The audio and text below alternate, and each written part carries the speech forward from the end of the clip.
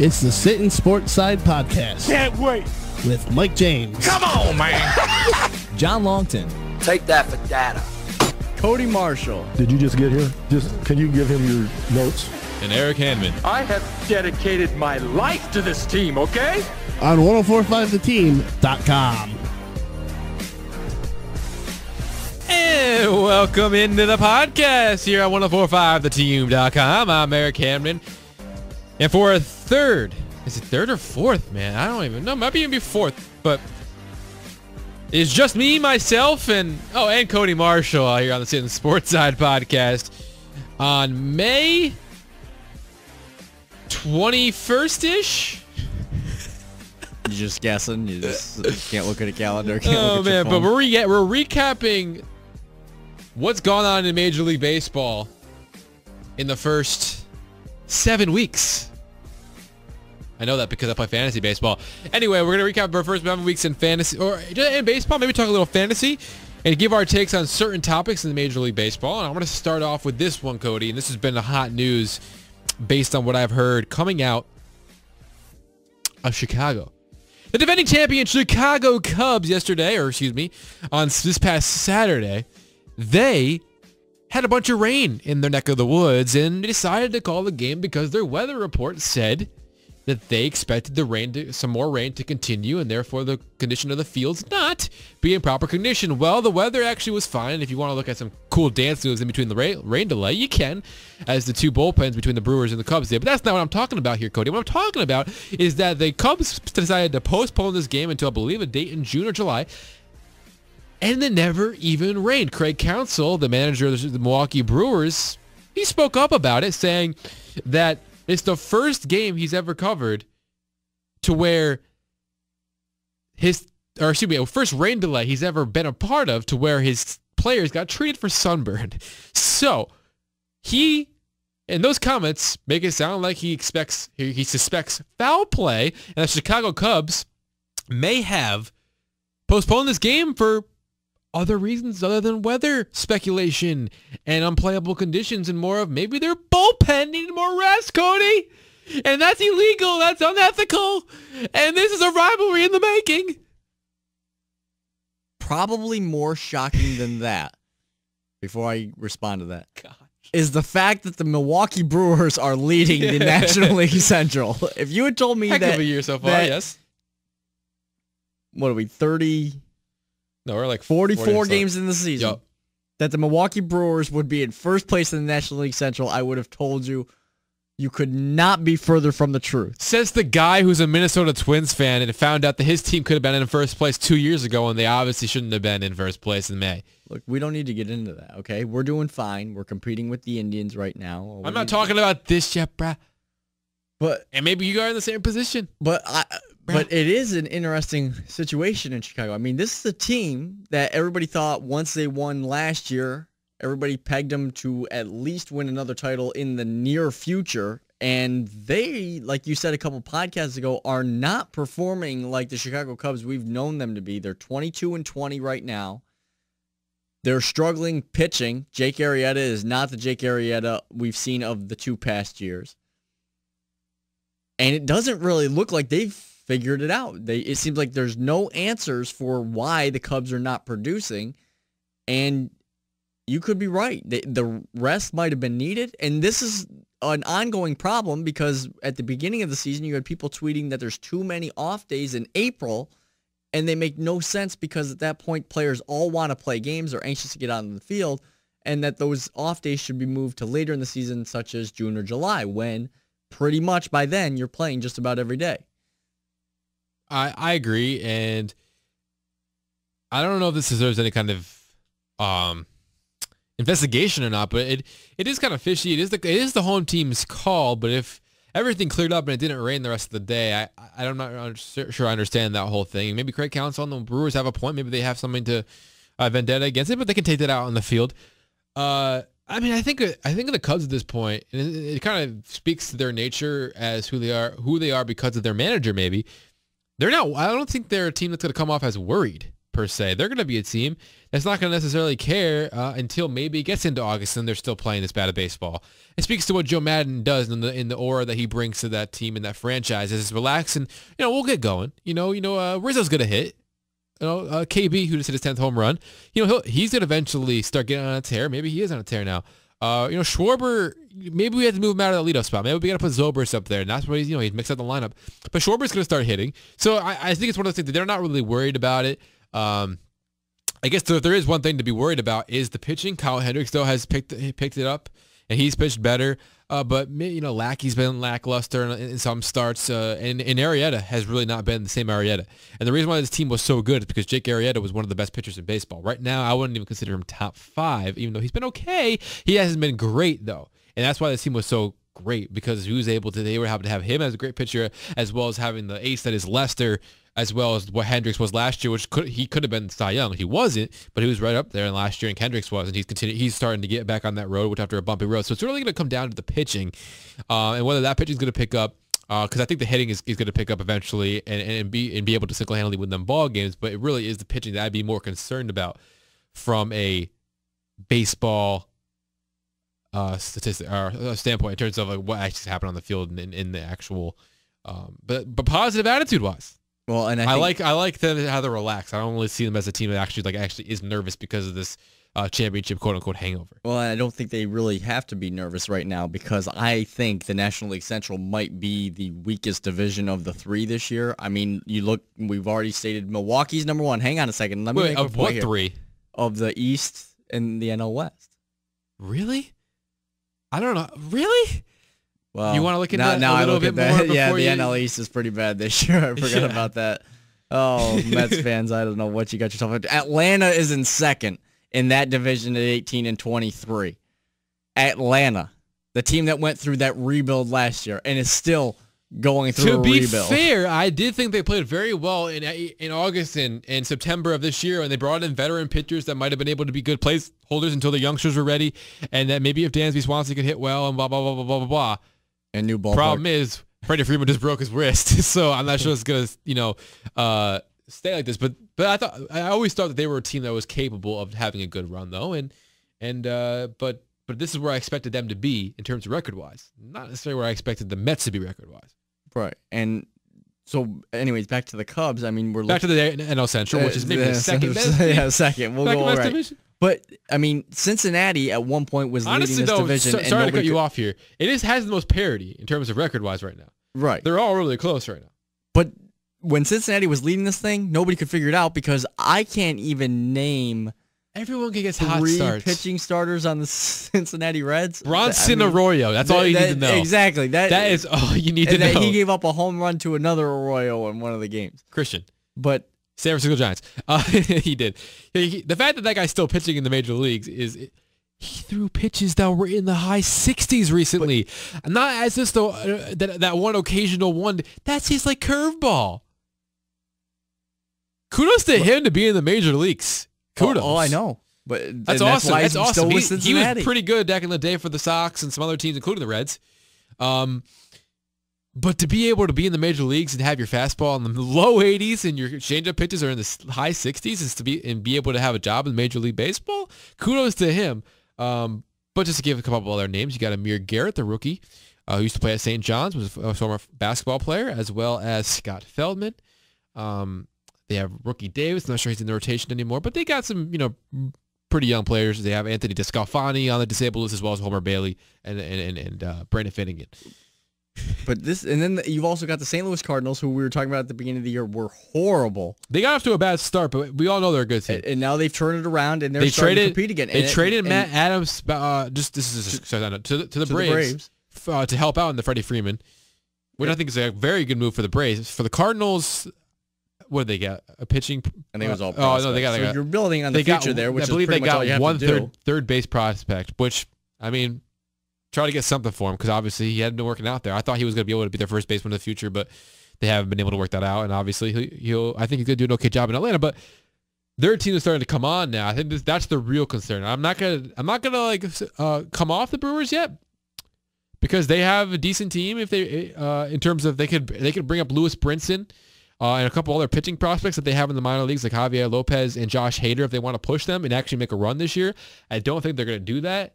And because I don't believe they're going to bring those guys up, I think they'll fall back to the earth a little bit more, just like Eric Thames, I think, will, and the pitching staff, like Jimmy Nelson, I think he's pitching out of his mind. So I think that they're going to, well, not out of his mind, but pretty good. And I think that they're going to be the ones to fall off. I think the Cardinals are a real threat to the Cubs in the Central, which how many times have you heard that over the years? And then what happened with Pittsburgh? This is a lineup that McCutchen, dude, Starling Marte, and I get it, he's suspended now, but this was a team that was built to go far. Garrett Cole finally had it figured out on the mound. I mean, and they're in last you get place some bad in news the NL Central. Potential testicular cancer in Jamison Taillon. Tyler Glass now doesn't look like he's necessarily ready to take it to the level that we think he could be at. Chad Kuhl really hasn't been great for them in that starting position. Ivan Nova's been a revelation. Ray Sears has done a great job with him, as he does with a lot of pitchers. But it really is that lineup. They really don't have... I mean, McCutchen is no longer the McCutchen. But he's still a good enough hitter. They just haven't been able to get enough necessarily from anybody else. Like Josh Bell's been okay, but they've really been relying on guys like Adam Frazier more recently. And I think David Freese now has had to step in, more with... And then they had to bring up younger guys that in the Marte that they didn't necessarily want to rely on. And they're not going to go to Austin Meadows, who's one of their top prospects. They're going to stick with, I believe, dang, I forgot the last name of this guy. But they brought up a younger guys. They brought up the first African-born player, who he might not have been ready for the show either, but they've been happy to go to these other guys, and I'm not sure they're necessarily ready for the show yet. And that is exemplary in how many runs they're able to score. Which is not enough. But basically, in a nutshell, what we've said is pretty much every reason why the Cubs shouldn't be nervous, but right. Apparently they still feel the need to postpone a game in which it doesn't really rain. And that other outfielder would be Osuna. Oh, that's right. I remember because I board up in one of the Yankees-Pirates games. I remember that. Jose Osuna. He was coming in pretty much either off the bench or starting and then getting pulled. I think he was given the free reign for at first when Marte got suspended, and then Frazier's who's a natural shortstop, is getting more time in the outfield now. All right. So, I think it's good time to talk about, and I feel like we should do this maybe when Mike's here, because this would be a good thing to do. But I think it's going to be a really interesting question when it comes time to really talk about this, especially in August and September when things are more said and done. But the May conversation is actually not bad to have it now, and Mike's going to be taking a hiatus. Good luck to him. So we'll talk about this now. If you see your thoughts on it. Rookie of the Year in the American League. Some might think, what I've heard is Aaron Judge is running away with it. Well, hold on, and I hate saying this, but there's a guy named Andrew Benintendi who's having a pretty darn good year so far for the Boston Red Sox. Another Yankees. This is cool. Yankees versus Red Sox for American League Rookie of the Year. Obviously, you got to get through another few months of the season, but this is going to be an interesting debate because they're two of the best, honestly, maybe even hitters in the All of American League right now, and this could be a pretty heavy battle between the two for American League Rookie of the Year. Yankees versus Red Sox part, one of this season, I guess. Another part of the rivalry in something that's a reward, not necessarily the games they play against each other on the field. And it seems like Aaron Judge, I mean, I've said it over and over again, certainly helps that you're playing Yankee Stadium, but he has so many no-doubters, not only there, but in so many other the ballparks that he's played in. It seems like you can't go an entire series without him hitting one out. It's impressive. I mean, I thought, everybody was so excited for him, and I was like, okay, they're still young. There might be a little too much hype, but he's lived up to it. There's no doubt about it.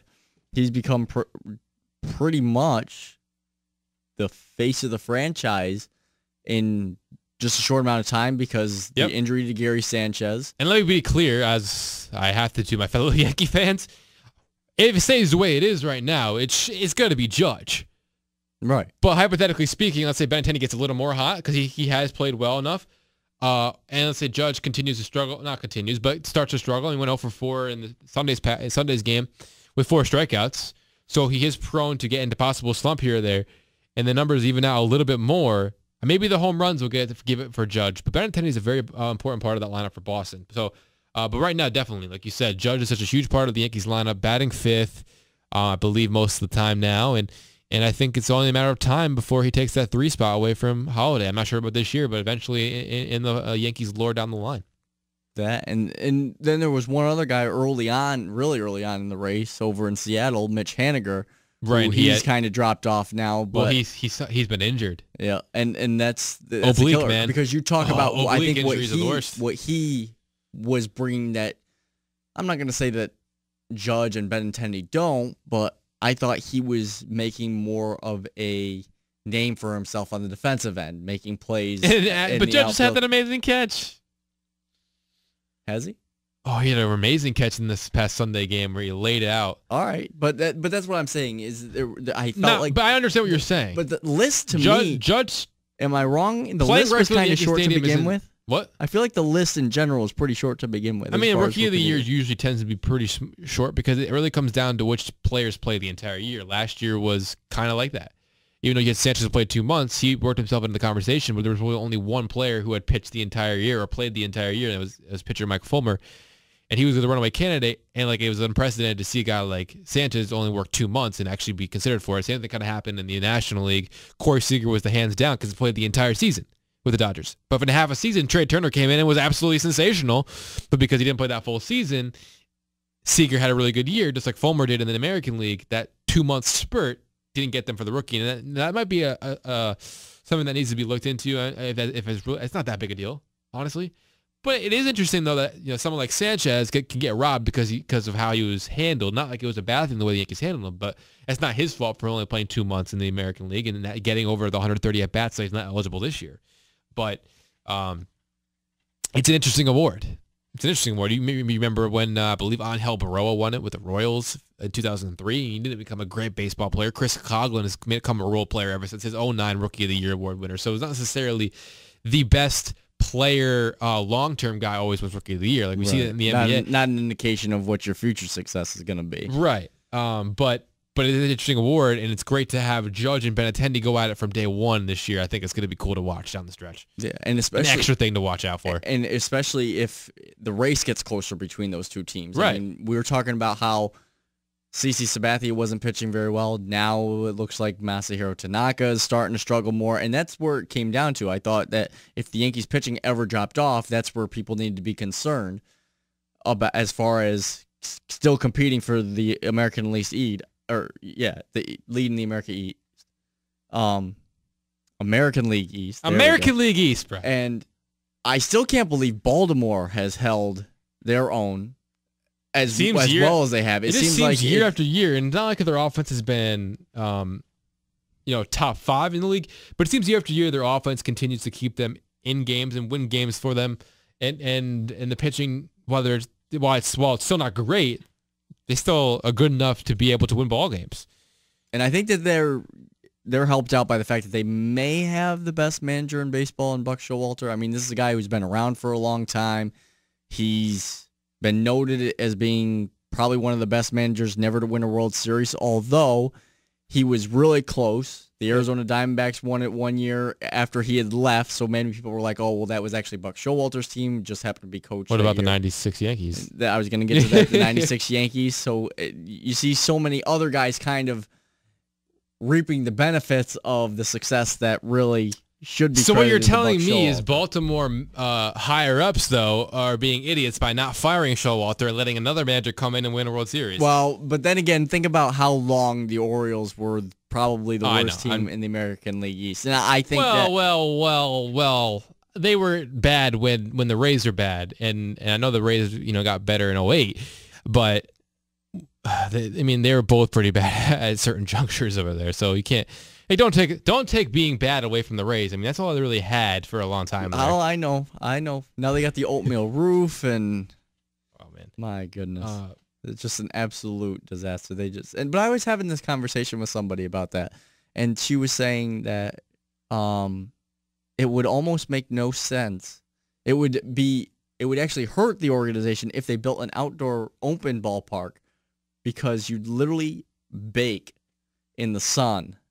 And nobody wants to sit there and watch a 2-3 hour baseball game in the blazing sun down in Tampa, Florida, Right. night after night. So I'm like, okay, I can understand that, but they have got to figure something out. I mean, nobody, absolutely nobody, seems to be liking Tropicana Field.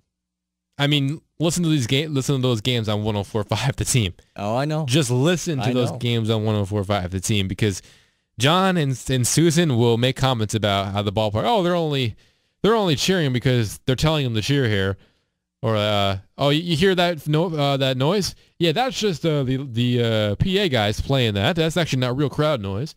Like they'll talk about, oh, the noise is here because they have to play noise because not enough people are there. It's the only game in which I have always been made hungry because of how many references they make to the roof and how it is an oatmeal color. They say it probably Oatmeal gets your over under here going about 3 times a game. Every time the Yankees and the Rays meet, I could use me some oatmeal. All right, so I'm gonna move on. I'm gonna move the conversation a little bit forward here, and it's gonna be about the American League MVP. And we've talked about it on the previous podcast, not necessarily with you, but I know others in the Sportside podcast. We talked about the MVP awards and how I'm not one that 100% believes this, but I know that's a really popular opinion that, because LeBron James is the best player, he should win it every year.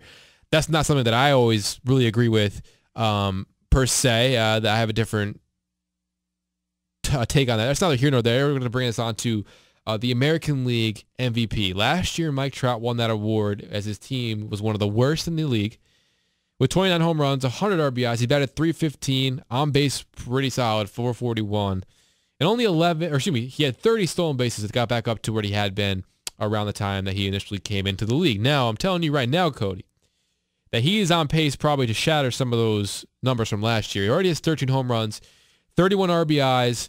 He's batting .343 and is on base right around .450 with 8 stolen bases. So he's on pace to probably have as good of, if not better, season this year. Now the Angels, mind you, are a little bit better than they were last year. Pitching's been a little bit better. He's gotten a little more help offensively. By the way, shout out to Albert Pujols, who is very, very close to getting his 600th career home run. I mean, where's the countdown on that, Cody? Yeah, that's kind of non-existent. It feels like. Right? Did you even know that? I knew he was close to it. He's 4 away. Wow. From 600, which is a pretty gosh darn big milestone. It is. And I haven't heard one thing when I watch, I know, not to call it SportsCenter, but SportsCenter or at Mike and Mike or anything like that. And the last big milestone that I saw reached was Jose Reyes getting his 2000th hit. I didn't know he was that close to it, but apparently he got it. He's been around. But back to the Angels, they're better this year, like I said, at 500, exactly 23-23. So is it inevitable if Mike Trout keeps his pace up, has similar statistics, if not better statistics than last year, but the Angels are once again not a playoff team and really not one of the better teams in the American League? But based on precedent set last year, is it inevitable that Mike Trout is yet another MVP on his resume? Yes. This guy, I mean, it's unreal. They've talked about this guy. The guys on MLB tonight had a conversation, and they asked, should the Angels trade Mike Trout? And I was surprised by the answer, and everybody said, when have you ever seen the best baseball player get traded? And it just doesn't happen, and that's what they think. And I think that this is the issue. In 03, A-Rod almost got traded, right, to the Red Sox. But was he the best player in baseball at the time? He's probably one of them. But this is a guy who we have seen from the moment he took the field with the Angels, he's just blossomed. I mean, there was a talk that, okay, Bryce Harper was going to be the next best thing, and he, for the first year at least, and I think he's been able, and the fact that he's been able to continue to have great seasons has pretty much overshadowed Bryce Harper. I don't think for a down year, I don't think Bryce gets enough credit. I think he had a pretty for a down year. I think Bryce Harper is one of the best players, especially for a quote unquote down year. Maybe the greatest player right now in the National League, right, because of what he's doing. But I think if you were to take the time and compare what they've done since they've come into the league, Mike Trout has that slight edge because Bryce kind of slumped at the beginning. But right, the most surprising thing for me was the OBP. I mean, Bryce Harper, I think, has that a little bit on Trout, but Trout's really up there. He gets on base a lot and takes those free passes. It's hard for me. I do think Trout's one of the best players, or is the best player in the league, I think. But it's hard for me for another season to not, this is where I go, if he had the best season, he has the best season. I'm not, but if he's right there, because I remember last year, and I have to look back maybe on this, but I remember Mookie Betts' statistics being, relatively on par with Trout. And then I figured that, okay, he's probably going to win because he's on par with Trout, maybe a little bit worse, but his team is a playoff team, and I believe they were the best team record-wise in the American League last year. If not, maybe the Rangers were, or maybe the Indians were too. I don't know. But they were up there. I think they played the Indians, so it must have been the Rangers who had the best record. Anyway, fact check me on that all you want. But my point being here, one of my biggest pet peeves over the years, one of the things that aggravated me over the years was in 2013 when the aforementioned Andrew McCutchen in 2013 won the NL MVP with only 80-some RBIs for a Pittsburgh team that I'm not even sure won the division. You can check me on that as well. I believe they were a wild card, but I could be wrong there again. When was this? In 2013. They might have won the division. They were a good team record-wise. But his numbers weren't great in terms of, like I said, less than 100 RBIs. His average was in 315, 25 home runs maybe. Paul Goldschmidt had a over 125, I believe, RBI season, around 300 average, including the intangibles, I believe, of 2 or 3 walk-off home runs in that season, and his home runs were more than McCutchen's. McCutchen's the only thing I think McCutchen had on him was stolen bases. But because the Diamondbacks are not that great a team and that the Pirates were really good, they gave that award to Andrew McCutchen. So I guess my question to you now is, okay, so because Mike Trout is the undisputed best player in the American League, but because he's better than Mookie Betts, he's had better numbers than Mookie Betts this year, and it's on a bad team, but because he's Mike Trout, we got to give it to him. But Paul Goldschmidt, who at that time was his really first great year, it was 2013. He continued to have good years, maybe not as good as that 2013 year, but maybe now if he had that season and the number one guy that year had a McCutchen type year, maybe now they'd be like, all right, now I know who Paul Goldschmidt is, and he's been consistent enough. Let me give you the Leonardo DiCaprio Revenant, best, Oscar, because you've shown that you're really good, and now I'll finally give it to you. It's kind of the same thing I'll look at with Nolan Arenado as well, if he ever gets one, but we'll see.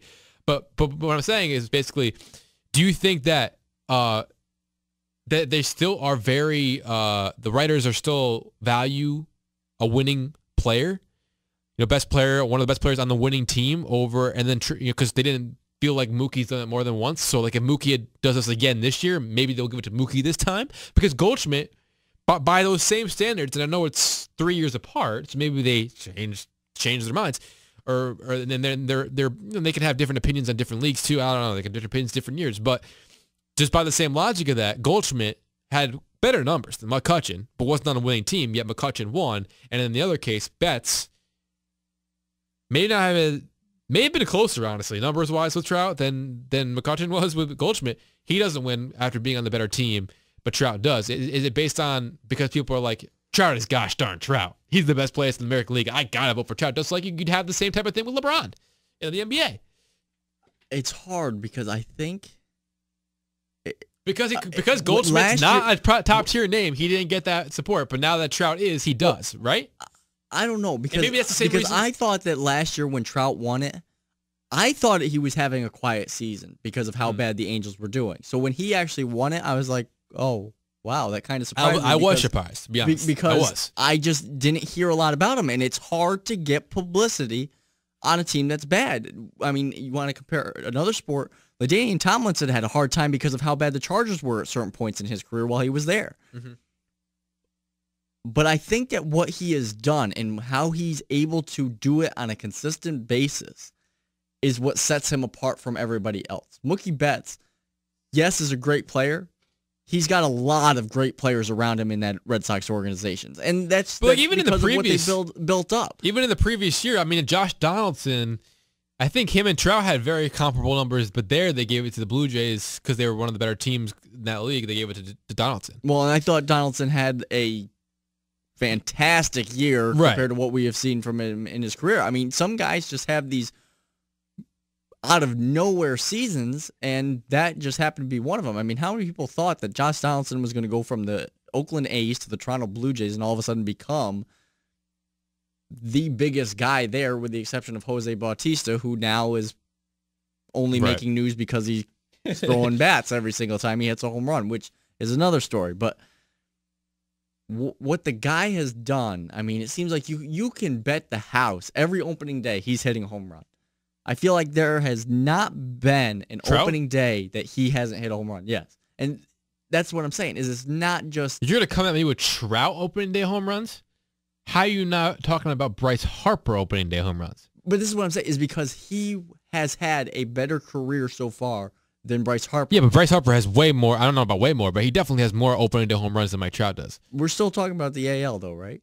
Yeah, sorry. All right. But I don't know, but you brought up opening day home runs. I just thought maybe you wanted... But this is a guy that every Get your time... stats right, when Holmes. they are on TV, because if it's just happens to be the national game of that night, Sunday Night Baseball, whatever, when you see Mike Trout's up, you're not flipping the channel. You're not turning it off. You want to watch him bat. And I feel like there's not very many guys who the whole world feels that way about. I mean, if you're sitting here saying... I still don't think people know who Mike Trout is. In terms of, I'm talking the real casual baseball fan. You know how like, Jeter's definitely a household name. I agree. Who else might have been? I don't know. Ortiz probably was. But he also doesn't carry... He carries the class that some of these other guys don't. Bryce Harper has had instances with umpires where he's acted pretty childish. I mean, that's just who he is. And I've started to... Bryce Harper's kind of grown on me. I didn't like him at the beginning. Now he's becoming okay. But Mike Trout just goes out and plays baseball. True. And there's nothing better than that as far as being a professional athlete. Going out and playing, doing the best you can, and just being the face of the franchise and at least appearing to be pretty down to earth. I mean, the guy is, and then making the plays defensively. You got to do everything all around. It makes no sense to just give these guys the awards for what they do offensively, because some of them contribute defensively. Kevin Pillar, I'm not saying he should be an MVP candidate, but if his offensive statistics match what he did defensively, and he doesn't make comments to pitchers like Jason Mott, he's a really good guy, a really great fundamental player if the offense matched the defense. And I think that that's what you got with Mike Trout. Yeah, in his best year in terms of counting stats, I mean, he only batted .287 the year that they made the playoffs in 2014. Is this Pillar? No, Trout. Oh, okay. He had 36 home runs and had a career high 111 RBIs, and that's probably when their lineup was probably best, obviously, because they made the playoffs that year. So that's the closest we have with Trout and a really good lineup. But there is going to be a point where, you know, people are going to want to see Mike Trout in his prime with real weapons around him. And then, of course, you know, 100%, no one's disputing that Albert Pujols isn't a real weapon. He's not the same Albert Pujols. We're talking about circa 2006 and even around that area. But still a decent Pujols, a pretty good Pujols. Do the Angels have that ability, though? I mean, because the guys on MLB tonight, they said that you're not trading Mike Trout. Is what they... Well, you're not going to get a player like Mike Trout in that deal, so what are you going to get for him? And that's what they're saying. I think one of the things that they were talking about was if they were to deal him to the Yankees, which many people have talked about, maybe Mike Trout, maybe a Bryce Harper, maybe a Nolan Arenado, somebody going to the Yankees. Right. They said that basically in order to get Mike Trout, who do the Yankees have to give up? Wouldn't they have to give up the slew of what they just got? Pretty much. I think Aaron Judge is gone. I think I think you've got to send at least 3 guys to get Mike Trout. I think it'd probably be a combination of Gleyber Torres, Clint Frazier, and maybe a third guy like a Justice Sheffield if they're high on Dylan Tate or a Chance Adams. But that's the thing, is you are giving away a pretty decent core of what your team is now or will be. Well, think about that, though. If you're able to get Trout, granted you're giving up Clint Frazier and Gleyber Torres. Torres would be the toughest one to get rid of. I know a lot of people are really hyping on Clint Frazier because of the personality that he's going to possibly bring to the outfield. Imagine that personality with Judge and right, and I guess assuming Frazier and left. But think about if you can get Trout to play center field and still keep Judge and right.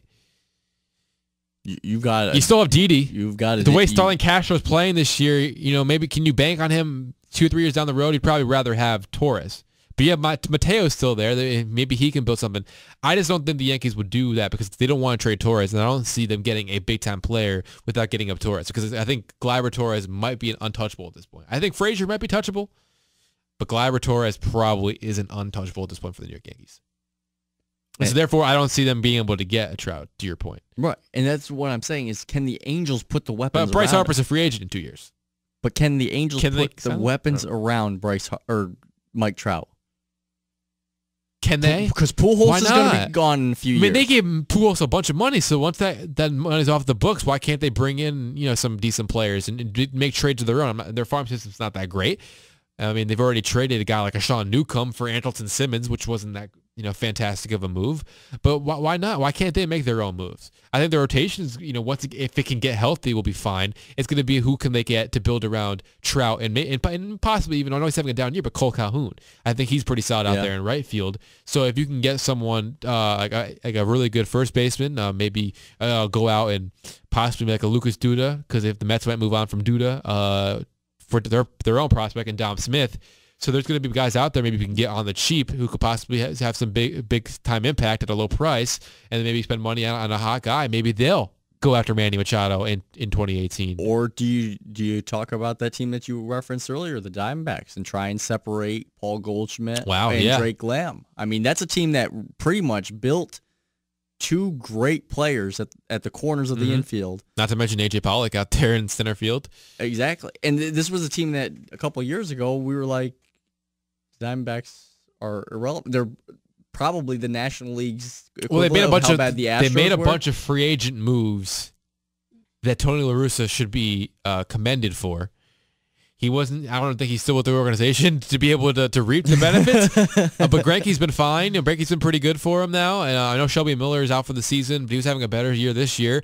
And it's really been they put it together offensively with Pollock, because Pollock was out all last year, and how can you really most of last year? But how can you really blame after what they lost at the beginning of the year and Greinke struggled, and so it was kind of an abrupt firing of the president of baseball operations, I believe that La Russa was, but it's starting to come together now.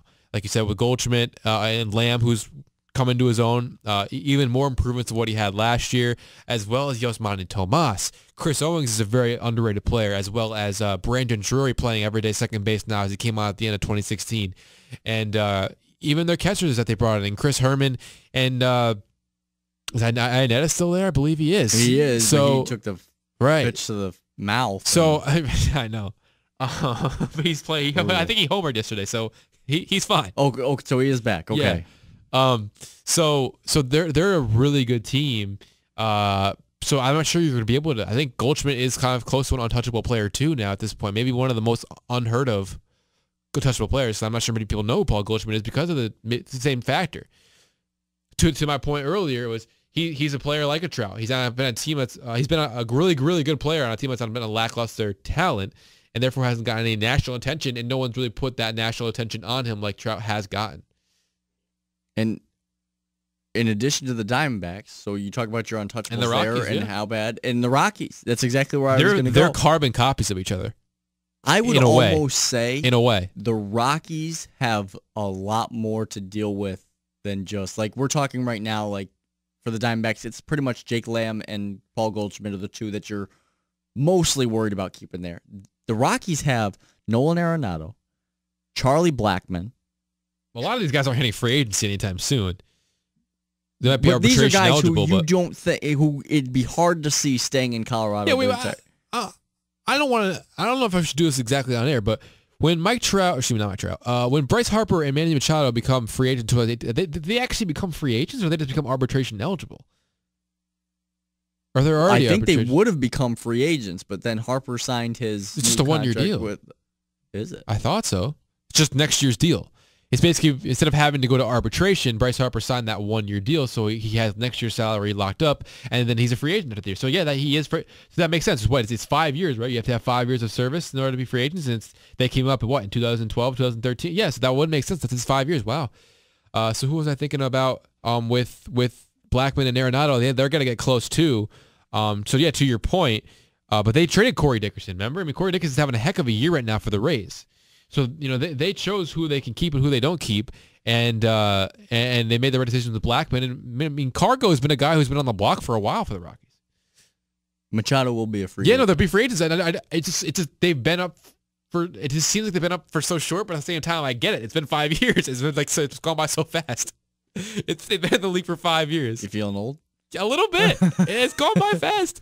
That they're already free agent eligible, and yeah, like I mentioned before, Bryce Harper signed that contract to avoid arbitration already going into next year. So that's crazy. And Nolan Arenado becomes. He came up in 2013 and had his big breakout year in 2014. So he probably has a year or two more after that. But I mean, he's close too. There's a lot of those two teams, the Diamondbacks and the Rockies, I think are potential feeding grounds for teams trying to pick up pieces. And right, because they might not be able to afford. The Angels were talking about third baseman, maybe going after Machado. They could go after Arenado at some point. Let me ask you this question. This is, and we'll wrap it up here in 5 to 10 minutes. But this is completely off base. I think we're good on what we've been talking about before. But if you're a guy like Nolan Arenado, and we've seen this with Larry Walker, Todd Helton over the years, guys who spend most of their career. I know Walker had a lot of years with Montreal, right, and also played in St. Louis, I believe. But definitely a guy like Todd Helton spent all of his career in Colorado. But if you're a guy like Nolan Arenado and you see these guys getting blackballed, if you will, for playing most of their time in Colorado a thin air, I know you should be thinking about winning ball games and whatnot, but I know that players also think about their legacy. I mean, if I was a player too, I would think about what my possibilities and what's the, other than winning a championship, what's the most coveted thing, especially in baseball? It's getting into the Cooperstown, getting in the National Baseball Hall of Fame. So when you see people getting blackballed like a Larry Walker and like a Todd Helton for playing all their games, or home games, obviously, in Colorado, do you take that into consideration as a free agent, that maybe I want to go somewhere else so I can prove that I am this good, playing 81 of my games not in thin air? I mean, at what point do you think that might come into consideration for someone who actually really has aspirations to be in a Hall of Fame? Not that I'm saying Arenado is. I'm not putting words into his mouth, and I'm not saying that's what people should be worried about. They should be worried about winning ball games, 100% on that. But do you think that should come into consideration for someone who's necessarily worried about their legacy and how they're perceived post their baseball career? It's a tough question. It's an interesting question because I think, unlike a lot of the predecessors who have played in Colorado, I think that Nolan Arenado has done just as well on the other side defensively. Oh, really good. I think he's the best. Got the awards. I think he's better than Machado personally. Yeah, and the stats say it. Most defensive runs saved by anyone in the National League last year. He's continued. It seems like he was on hitting home runs. You mentioned Trout, right? You mentioned Trout with his fielding, and that's part of the reason why he won MVP. Yes. I take what you just said about Arenado and put that to the statistics he's had the last 2 years, and he hasn't won MVP either one of those years. And to that point, I agree with you that it is because the Rockies have been as bad as they have been in those seasons. And now, if they can put it together and make the playoffs this year, it's going to be tough to. And he's not having as good though in terms of pure numbers. He's still doing good, but he's not having that. He's not leading the league in home runs like he's had in the past or RBIs. But he's still producing to the point where I think when we get into September and October, he might get more of the respect. The argument now shifts to him and Bryce Harper. And if Bryce Harper goes on some skid, which almost at this point seems like it won't be coming, but it's tough because this guy. It's tough to kind of read like what he's thinking right now. I mean, he's got I don't know what he's thinking. He's got a great group of young guys around him. He's producing at a high level right now. Mm-hmm. But I do think that there is that part of, you know what, I can do the same for a larger market ball club. He could go to I would imagine the it's Dodgers or a team like that's close to home if he wants to stay. Because I would imagine it's frustrating to put up the numbers that he had the last 2 years and not even be like in the conversation of MVP. Like, how frustrating would that be? It'd be extremely frustrating. So that's where I think it might weigh on his mind at some point. But they're better now. And so as long as you keep winning ball games, by the time that free agent comes up, if they're still a competitive team, I would imagine he'd probably want to stay. I would imagine so as well. I mean, but we'll see. And certainly we will. But look at the positions that the Yankees need. A team like the Yankees needs. They've got the outfield pretty much set. Third base. Yankees? Yeah. That's really your one position that you're like, well. The question is, what do you do with Castro? Are you going to let him go and and then where are you going to put Didi after Torres goes to short? Or are you going to make Torres be the second baseman and let Didi stay at short? So there are a bunch of questions, but yeah, obviously the Yankees would take an Arenado probably and get rid of the Mateos of the world and maybe even let Castro walk, maybe not even get any value for him. I hope not, but they might have to do that, yeah. And you haven't heard like a dead set, oh, well, he's the third baseman of the future kind of thing. It's just like if they move so-and-so here, do this with someone else. It's just Nolan Arenado has done more than prove that he's capable of playing the position and competing in the MLB. It's really going to come down to, I mean, then again, I kind of felt the same way. I thought Troy Tulowitzki was going to be a lifelong Rocky. Right. And then all of a sudden he ends up going to the Toronto Blue Jays of all places. So for Shaker Zone, Jeff Hoffman. So actually, it really would become really interesting if a similar situation happens where everybody's like, oh, he's destined to be a Yankee, and then all of a sudden someone like Toronto, I'm not saying the Blue Jays themselves. Wasn't Tulowitzki kind of destined to be the successor to Derek Jeter? Yeah. That's what people were saying. They wore the number 2. They didn't know what he was going to do with his number, right? But that was his idol, and it would have been like a passing of the torch kind of thing too. He was injured during that year, right? And he ended up being at Yankee Stadium at one point during his farewell tour, I believe, Jeter. Yeah. And cool. And now Tulowitzki's gone to Toronto and has had some trouble staying healthy. More injuries again. And you do wonder, is it because he spent most of his career in Colorado? But I think he's proven enough and played well enough to be he couldn't stay on the field there either. So towards the latter part, I mean, when all the talk started, he was a pretty durable player for sure. And for some time, and then he ended up getting injured every single year from a certain time on. So at this point in the show, I'm going to let you have your final baseball say. Do you have anything to say other than that? I mean, we touched on a lot of things, but if you have a final word on today's episode, go ahead and go give it to me. It could be about your Minnesota Twinkies. It could be about your rival Indians. I feel like last word? That division really hasn't done anything significant yet. I'm still waiting for a team to really stand out. I mean, I think right now Cleveland does, but everybody's talking about how the Twins pitching has done enough to get the job done. I really want to focus a little bit on the Houston Astros because what they've done is absolutely amazing as far as the pitching, the hitting, just all facets of the game going right now. And it's incredible what they've done in the few years that they've all of a sudden made the jet up to the top. I mean, they are an example of going from the lowest low to what could potentially be the highest high. Right. But, yeah. I mean, or we can talk about the Texas Rangers who have finally gone on a Those run. are literally the two teams that would be my last word.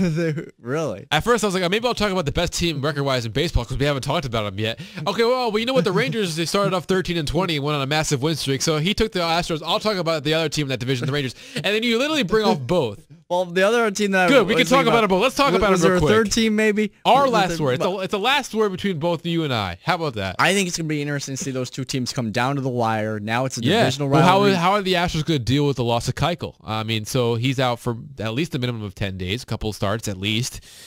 He's been the best pitcher, 7-0. He's been his 2015 self. I like to thank McCann for that, maybe. I don't know. But he's on the DL as well, the concussion DL. So they definitely have the depth to do it. But Brad Peacock will have to move into the rotation. We'll see if they go into their minor leagues to get someone if they have to, if he's out for a longer period of time. I'm not sure Peacock is stressed out, but he's been stretched out. But he's been great out of the bullpen for them. But yeah, the Rangers getting on track, I think, is a big part of it too. Because when you saw the Astros doing what they were doing, it was like, okay, maybe no one's going to catch this team because the Rangers might not be for real this year, like what they were before. But then they go on that win streak. I believe it was 10 games in a row to get 3 games over 500 from seven games under, which is impressive. And now they're back to where they might have been. Rougned Odor hasn't even started to heat up yet. And it's been very important to get some Yu Darvish back to what he is. But Cole Hamels is out for a long time, right? So certainly these teams are vulnerable at a key time. There you go. Because, and we've touched on it a little bit. And another rookie, Joey Gallo, he's not necessarily hitting for average like we see Judge, but he hits the ball. I mean, if you're in the New York market, you don't necessarily see the Texas Rangers, but Joey Gallo hits the ball just as hard, in my personal opinion, as Aaron Judge. But he strikes out a lot more, and his average is 184. And so him and Mike Napoli are like literally the same player right now. But going into these races, here's the key. You've got a Houston Astros team that without Dallas Keuchel is vulnerable. But that's where, You got the Texas Rangers who without Cole Hamels is vulnerable.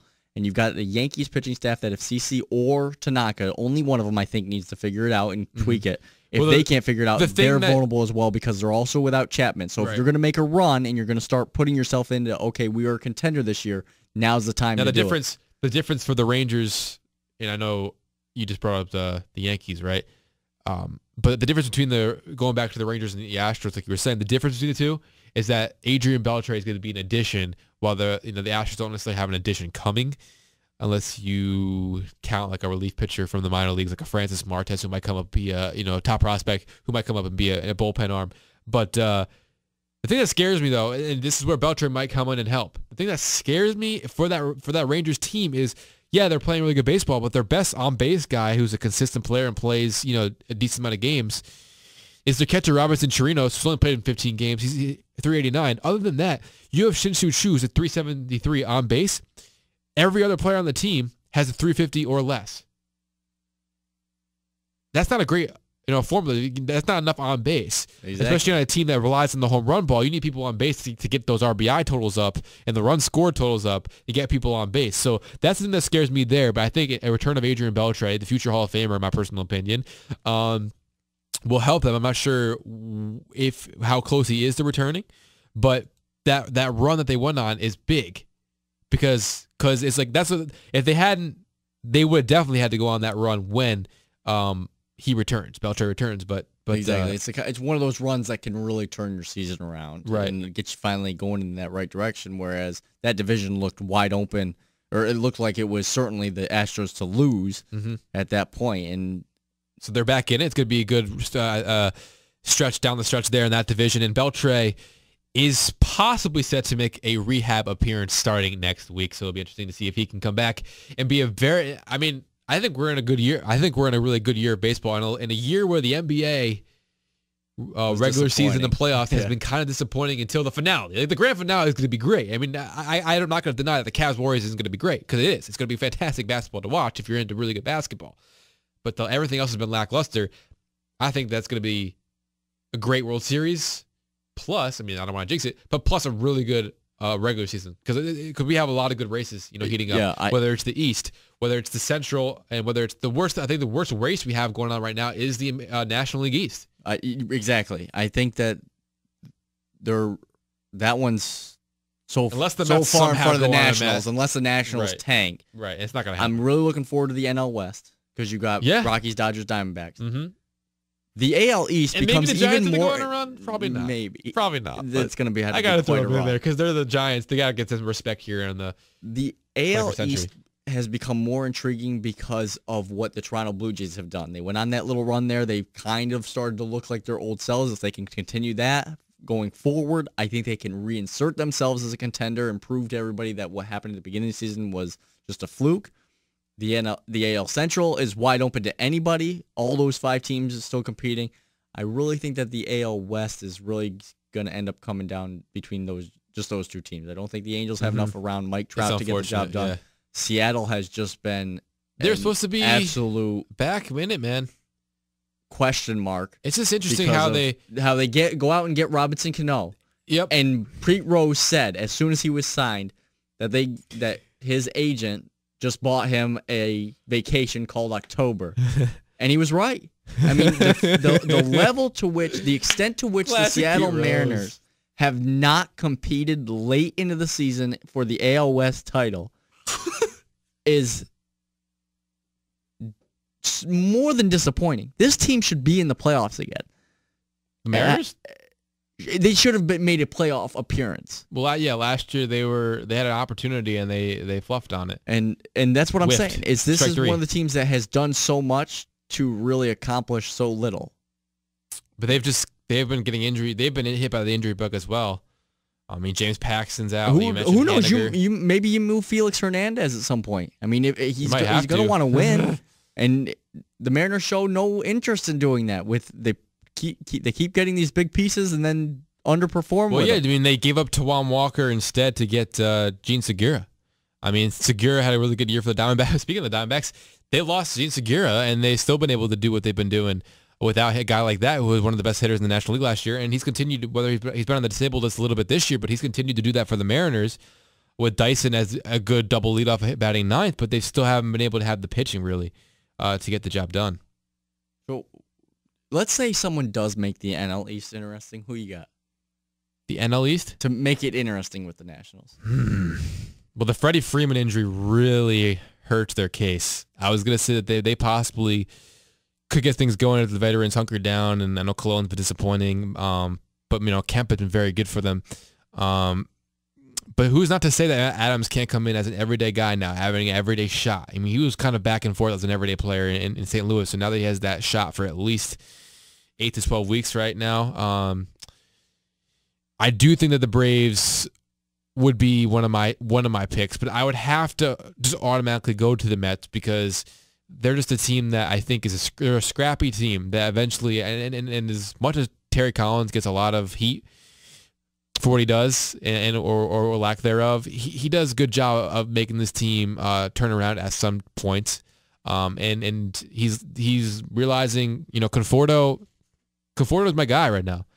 When Cespedes comes back, it's going to be Conforto and Cespedes that are going to lead this team, lead the offense. And so I think pretty soon, you're going to maybe see, when the Super 2 deadline passes or whatnot, you're going to see maybe Ahmed Rosario and maybe even Dom Smith from the minor leagues to maybe get this thing jolted in the major leagues and get some spark, because the Mets need a spark. Because you have the great young pitching, but not only one that available right now. Well, I know you still have Wheeler and Gazelman being The only great one you have right now is DeGrom. And that's Syndergaard. I think it's like one of those things where if Lugo can come back and be an effective pitcher, and you can bring up some other exciting pieces that you can rally around, like a Rosario, maybe even a Dom Smith, then you get excited. Maybe you go on a little run yourself. Then you possibly get Matt's back, and then you sprinkle in on the Syndergaard later in the season, and then maybe you have a good enough run to get a wild card. I just don't think that to make it competitive with the Nationals, it's going to be very tough. But my pick would be, long story short, probably be the Mets, because they're a good scrappy team, man, and they expect to be there. While the Braves necessarily not expect it, but they have the veteran leadership in Brandon Phillips as well. And if they need to, Ozzie Albies come up with the majors from the minors. I think the Marlins might have a shot. I think they've got the pieces as far as offensively with Christian Yelich and Giancarlo Stanton. If Marcell Ozuna can keep it going like he did last year, was kind of more so a role player, but certainly came out of nowhere to help the team. It's really going to come down to that pitching staff. It's not good, man. You think so? It's really not that great. I know the situation with the team surrounding the team is not great, but is the team that bad? No, but the pitching, I don't believe in it. Edison Volquez is supposed to be your ace, and he's really not having a great year this year. Dan Straley's okay.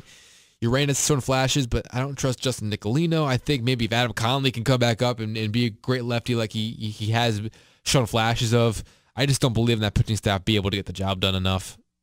I just don't. I mean, I like what you said about the lineup, but that lineup's been there for a while, and in the middle infield right now is not that great. Besides D Gordon's fine, but the shortstop's not great. The left side of the infield, I do not trust right now. The offense isn't deep enough, I guess. I mean, Real Muto's a good catcher. I mean, that offense should be better than I think it gets. Each year might not even be a major league player anymore, unfortunately. As much as that pains me to say. So I don't know what they're going to do with him. Saying he should hang it up? He done? He wants to keep playing, but he it's one of those things where if you have a guy coming off your bench who's hitting 157, he better have some power numbers. And God knows that Ichiro's power numbers aren't going to be there, especially in that ballpark. Right. So maybe it's time for him to hang it up. Unfortunately, I hate to see legends go, but sometimes it's the right time, right? I hear you. You know what's the right time to do right now? Wrap up this podcast. We got a little carried away, but we love it. We're recapping the first 7 weeks of the Major League Baseball season.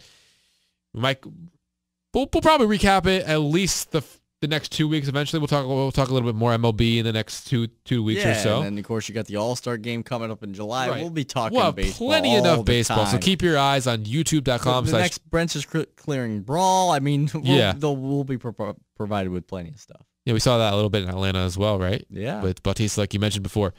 Like I said, you can check some things out on youtube.com/team1045. You can look up the Sitting Sportside podcast, listen to any of our podcasts. We have a special presentation and a shout out to a legend of soccer up there right now, and John Terry, as well as conversations on the seeding in NCAA tournaments. Cody has a personal vendetta against the NCAA, what they did to the Minnesota girls softball team. But we will have more podcasts coming up soon. You can go and look at all the great stuff on 1045theteam.com. So once again, for Cody Marshall, I'm Eric Hammond. We will see you the next time on the Sittin Sportside podcast. Can't wait.